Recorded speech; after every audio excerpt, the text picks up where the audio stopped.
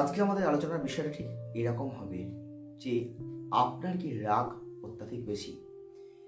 দেখুন, আমরা অনেককেই দেখতে পাই যাদের মধ্যে প্রচুর পরিমাণে রাগ থাকে।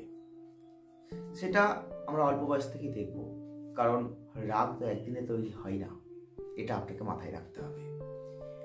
আজকে দাঁড়িয়ে দেখলে একটা জিনিস আমরা লক্ষ্য করতে পারি, রাগ কিন্তু প্রত্যেকটা ছেলে মেয়েদের মধ্যেই আছে। রাগ কিন্তু আমাদের প্রত্যেকের মধ্যেই থাকে, কিন্তু রাগের বহিঃপ্রকাশটা হয় যখন, তখনই আমরা তাকে কখনো খারাপ বলি, কখনো ভালো বলি। আপনাকে চিন্তা করতে হবে যে রাগটা আপনি যে মুহূর্তে দেখছেন কারোর ওপর, সেই রাগটার বহিঃপ্রকাশটা কেন হচ্ছে, কি জন্য হচ্ছে, কোথায় হচ্ছে, কিভাবে হচ্ছে। তার পরিবর্তে কিন্তু আপনি বুঝতে পারবেন যে রাগটা কতটা।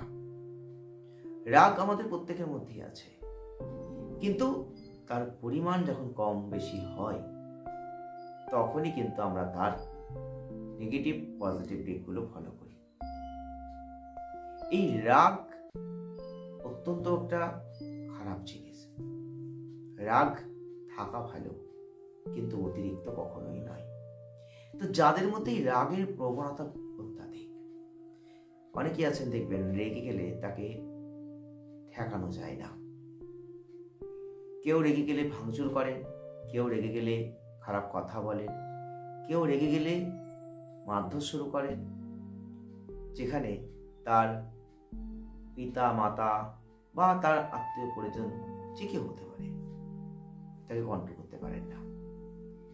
এই রাগ যখন অত্যাধিক পরিমাণে কারোর মধ্যে আসে, সেই রাগ থেকে আমরা কিভাবে মুক্তি পেতে পারি, আজকে আমাদের আলোচনার টপিকটা কিন্তু ঠিক এইরকম।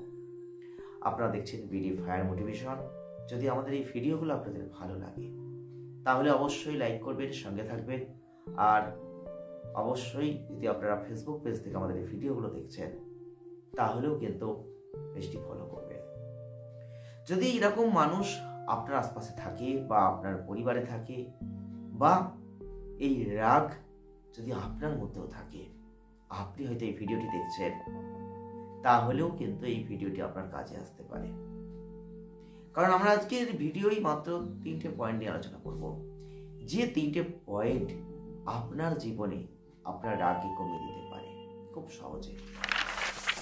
কিভাবে আপনি হয়তো ভাবছেন, এই ভাবনা থেকে আপনাকে সরতে হবে, আর ভিডিওটি দেখে সেই পয়েন্টগুলো ফলো করে দেখতে হবে যে আপনার মধ্যে সেই রাগ কিছুটা হলেও কমছে কিনা। দেখুন, রাগ আমাদের কেন আসে? যখন আমরা আমাদের প্রয়োজন মতো কিছু জীবনে পাই না, তখন সেখান থেকে রাগ সৃষ্টি হয়, জেদ সৃষ্টি হয়। এই রাগ কিন্তু কারোর মধ্যে এমনি এমনি আসে না। এই রাগ বহিঃপ্রকাশটা কিন্তু বিভিন্ন রকম মানুষের বিভিন্নভাবে হয়। তো এই রাগ আমাদের ছোট বয়স থেকেই তৈরি হয়, মানে আমরা জন্মগত বলতেই পারি। ধরুন, আপনি হয়তো খুব ছোট ভিডিওটি দেখছেন, আপনি হয়তো এখন পুরোটা বুঝতে পারবেন না, কিন্তু আপনার পিতা মাতা যারা আছেন তারা হয়তো বুঝতে পারবেন।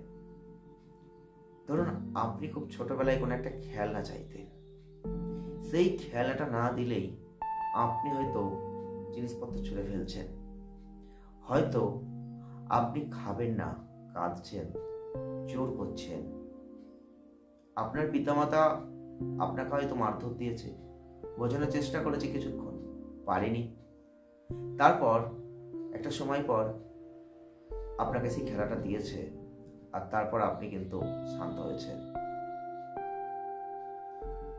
আপনার কিন্তু পরবর্তী ক্ষেত্রে এই যে পাওয়ার প্রতি নেশা, জেদ, এই যে রাগ, এটা কিন্তু থেকে গেছে। এই রাগ যদি আপনাকে কমাতে হতো, তাহলে আপনার পিতা মাতাকেই কিন্তু সেই দিকটা দেখতে হতো। কারণ আপনাকে যদি আপনার রাগ থেকে নির্মূল করতে হয়, ছোট বয়স থেকেই করতে হবে। আমরা একটা কথা বারংবার বলি যেটা আমাদের জীবনে করতে হবে সেটা আমাদের খুব ছোট বয়স থেকেই করতে হবে। যে শিক্ষা আমাদের নিতে হবে সেটা আমাদের খুব ছোট বয়স থেকেই নিতে হবে। পরবর্তী ক্ষেত্রে আমরা কিন্তু কখনোই সেটাকে কন্ট্রোল করতে পারবো না। আপনি আজকে ছোট হলেও আগামী দিনে আপনার সন্তানদের মধ্যেও সেই একই ঘটনা যখন দেখবেন, আপনাকেও কিন্তু সেম একই জিনিস করতে হবে। আপনি কিন্তু পরবর্তী ক্ষেত্রে বড় হয়ে যাওয়ার পর কাউকেই সেই কন্ট্রোলের জায়গায় নিয়ে আসতে পারবেন না। তাই রাগ যদি খুব বেশি কারোর মধ্যে থাকে, তাহলে 3টে জিনিসকে ফলো করতে হবে।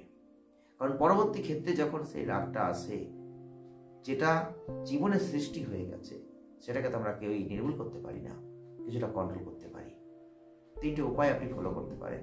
যদি আপনার মধ্যে অত্যাধিক রাগ থাকে, তাহলে আপনি যে মুহূর্তে, যে পরিস্থিতিতে, যেখানে রেগে যাচ্ছেন কোনো কারণবশত, আপনি সেই মুহূর্তে সেইখান থেকে একটু হলেও জায়গাটা চেঞ্জ করুন।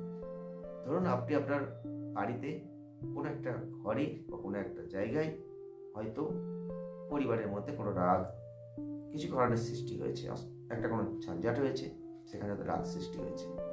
তাহলে আপনি সেখান থেকে সেই মুহূর্তের জন্য সরে যান, অন্য ঘরে চলে যান, একটু একাকিত্ব হয়ে যান সেই মুহূর্তে। যদি আপনার সেই মুহূর্তে কিছু বলার প্রয়োজন না হয়, আপনি অত্যাধিক রেগে গেছেন, সেই মুহূর্তে আপনি নিশ্চুপ হয়ে যান। আপনি যে কারণে, যে বিষয় নিয়ে রাগটা করলেন, আপনি একটু ভাবুন সেটা নিয়ে। আপনি কি ঠিক করলেন, না আপনি কোনো ভুল করলেন? নিজেকে প্রশ্ন করুন। যদি পারেন, আপনার সেই মুহূর্তে যার সাথে কথা বলতে ইচ্ছা হচ্ছে, ভালো লাগছে, তার সাথে এই বিষয়টাকে নিয়ে একটু আলোচনা করুন। দেখবেন আপনার রাগ অনেকটা কন্ট্রোলাইজ হবে। যদি আপনার রাগ অত্যাধিক পরিমাণে বেশি হয়, আপনি কন্ট্রোল করতে চান, তাহলে যে মুহূর্তে, যে পরিস্থিতিতে আপনার রাগ অত্যাধিক পরিমাণে বেড়ে গেছে, আপনি ভাঙচুর করছেন, সেই মুহূর্তে আপনি অবশ্যই একটুখানি হলেও নিজের পছন্দ মতো কাজ করার চেষ্টা করুন। ভালো না লাগলে কিচ্ছু করতে হবে না, কিন্তু সকলের মধ্যে সেই মুহূর্তে থাকবেন না। কারণ রাগ ক্ষণিকের হবে, কিন্তু রাগের সময় যে ঘটনাগুলো ঘটবে, সেগুলো আপনার জীবন নষ্ট করে দিতে পারে, আপনার সম্পর্ক নষ্ট করতে পারে, আপনার পারিবারিক জীবন, মানসিক জীবন বিপর্যস্ত করে দিতে পারে। একবার ভেবে দেখবেন। তাই রাগ যদি আপনার জীবনে অত্যাধিক বেশি হয়, তাহলে আপনাকে প্রত্যেকটা ক্ষেত্রে সতর্কতা অবলম্বন করতে হবে। এমন কোনো পরিস্থিতি নিয়ে কথা বললে চলবে না, এমন কোনো পরিস্থিতিতে আপনার সঙ্গ দিলে হবে না যেখানে আপনি রেগে যেতে পারেন। একটু আপনাকে নিজের মনকে কন্ট্রোল করে সেই পথগুলোকে ঠিক করতে হবে। দেখবেন আপনি কিছুটা হলেও কন্ট্রোল করতে পারবেন নিজেকে। ভিডিওটি ভালো লাগলে লাইক করবেন, শেয়ার করবেন, চ্যানেলটিকে